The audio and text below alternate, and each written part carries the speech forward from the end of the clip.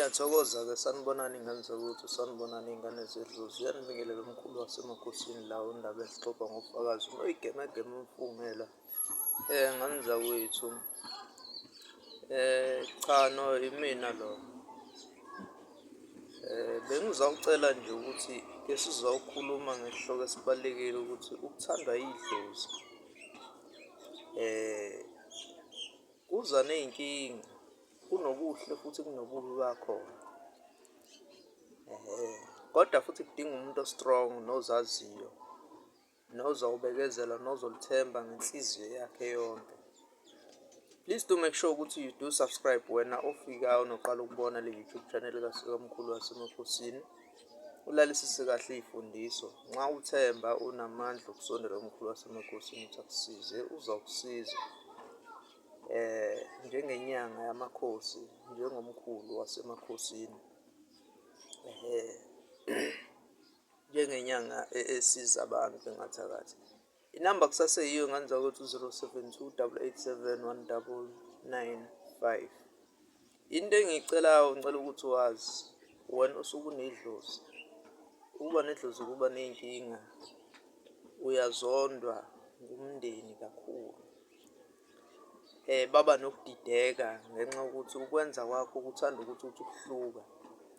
And futhi kusuke kufana njengomuntu usuke une-spiritual vibration esuke sivibrate-ela phezulu. Esuke kube khona inkinga vele fanele ube uwena ohlupheka kakhulu ukuze upay attention kubona nakulezi inkinga abasuke beza nazo nabanazo ekhaya. Ukuthandwa idlozi kuza nokuthi uzonde umndeni ngawo zonke iy'ndlela. Abantu bayayazi-ke le nto engisuke ngikhuluma ngayo.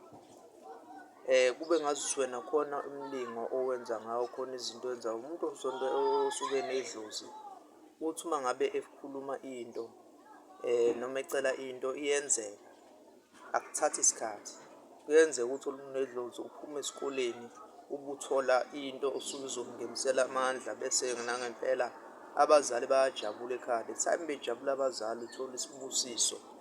Uqhubeke njalo kwanda izinto. Kwenzeka ukuthi idlozi likulethele wena ukuthi ulungise vele izinto ekhaya. Baqedane balungele abantu izinto.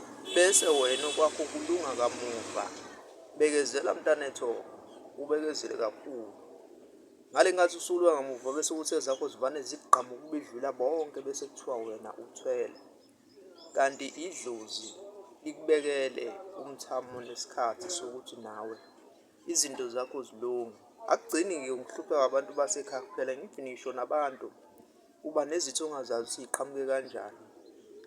Abanye kuze kuvuke ngisho umuntu esithubeni nje asukeleke umuntu angamazi.